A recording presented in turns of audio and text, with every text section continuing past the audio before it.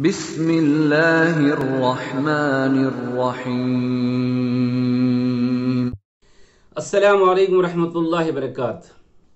الحمدللہ رب العالمین والصلاة والسلام علی سید الانبیاء والمرسلین، اما بعد۔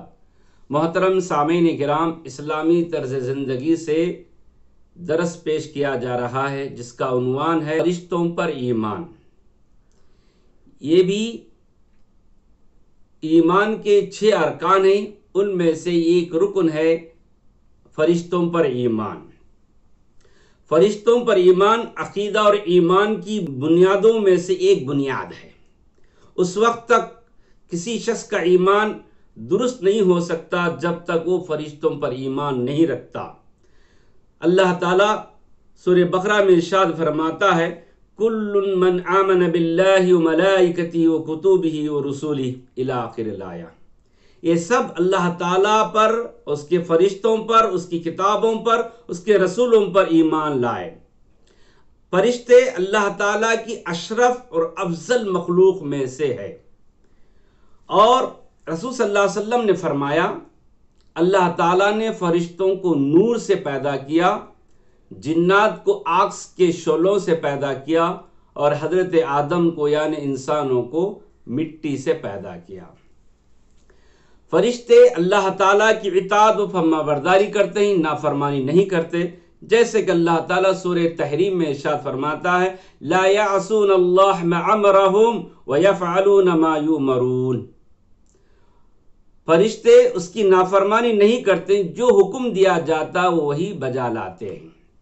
محترم سامعین کرام، اسی طرح سورہ بقرہ میں بھی اللہ رب العالمین فرشتوں کے تعلق سے کہا، ہم نے جب فرشتوں کو حکم دیا کہ حضرت آدم کو سجدہ کرے تو سوائے ابلیس کے سب فرشتوں نے حضرت آدم علیہ السلام کو سجدہ کیا۔ محترم سامعین کرام، اللہ رب العالمین نے فرشتوں کے ذمے بہت سے کام لگائے ہیں۔ بعض کام پہ فضیلت رکھتے ہیں، بعض جنت و جہنم کی نگرانی کرتے ہیں۔ جنت کے فرشتے الگ ہیں، جہنم کے فرشتے الگ ہیں، منکر نکیر ہے، ہاروت و ماروت ہیں۔ اسی طرح ہر انسان کے ساتھ 2 فرشتے ہیں، کرامن کاتبین۔ اسی طرح 4 مشہور فرشتے ہیں، حضرت جبرائیل علیہ السلام، حضرت اسرافیل علیہ السلام، حضرت عزرائیل علیہ السلام، حضرت اسرافیل علیہ السلام۔ حضرت جبرائیل، حضرت میکائیل، حضرت اسرافیل، حضرت عزرائیل، ان کے بھی کام بڑے بڑے ہیں۔ حضرت جبرائیل علیہ السلام، جن کو روح الامین کہا جاتا ہے، یہ اللہ کے پیغام کو نبیوں تک پہنچاتے ہیں، اور انہی کے تعلق سے اللہ کے نبی صلی اللہ علیہ وسلم نے کہا کہ میں نے حضرت جبرائیل کو آنکھوں سے دیکھا، ان کے 600 پر تھے اور آسمان کا کنارہ بھر گیا تھا، اور کئی صحابہ کرام نے بھی فرشتوں کو دیکھا ہے۔ تو محترم سامعین، حضرت میکائیل علیہ السلام، جن پر بارش برسانے کا کام اللہ رب العالمین نے دیا تھا، اسی طرح اسرافیل علیہ السلام، یہ قیامت کے دن سور پھونکنے کی کام ان کی ذمہ داری ہے، اور عزرائیل علیہ السلام انسانوں کی روح قبض کرنے کی ان کی ذمہ داری ہے، اور قبر میں منکر نکیر جو روح مردہ انسان کو زندہ کر کے سوال جواب کرتے ہیں۔ اس طرح محترم سامعین، حاملین عرش 8 فرشتے ہیں جو اللہ رب العالمین کا عرش اٹھائے ہوئے ہیں۔ اس کے تعلق سے اللہ کے نبی صلی اللہ علیہ وسلم نے کہا، مجھے حاملین عرش کے ایک فرشتے کی حال کو بیان کرنے کی اجازت دی گئی ہے۔ ایک فرشتے کی حال اللہ کے نبی بیان کرتے ہیں کہ ایک کان کی لو اور کندھے کے درمیان 700 سال کی مسافت کا حصہ ہے، یعنی کان کے لو سے کندھے تک 700 سال کا سفر کیا جا سکتا ہے۔ ایسے 8 فرشتے اللہ رب العالمین کے عرش کو اٹھائے ہوئے ہیں۔ اسی طرح محترم سامعین، فرشتے نر اور مادے کی صفت سے متصف نہیں ہیں، نہ نر ہیں نہ مادہ، مذکر نہ مؤنث۔ اسی طرح انہیں نہ انسانی کی طرح خواہشات نفسانی اور کھانے پینے خورد و نوش کی کوئی حاجت نہیں ہے. وہ صبح و شام اللہ رب العالمین کی تسبیح و تحلیل میں لگتے ہیں. جو اللہ ان کو حکم دیا ہے اس کو بجا لاتے ہیں.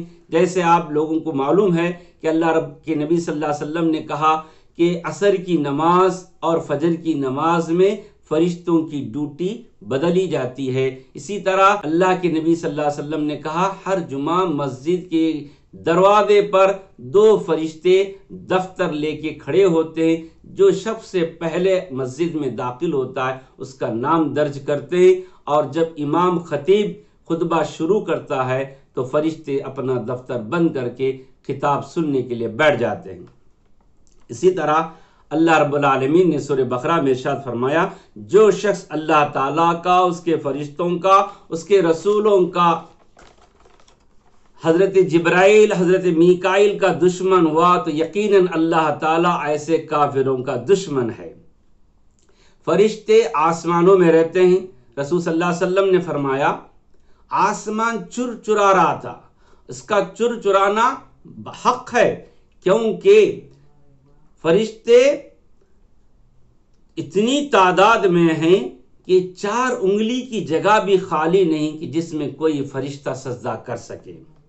یعنی فرشتوں کی تعداد انگنت ہے. اللہ رب العالمین نے بھی قرآن مجید میں کہا سورہ مدثر میں تیرے رب کے لشکروں کو اس کے سوا کوئی نہیں جانتا. یعنی فرشتوں کی تعداد انگنت ہے.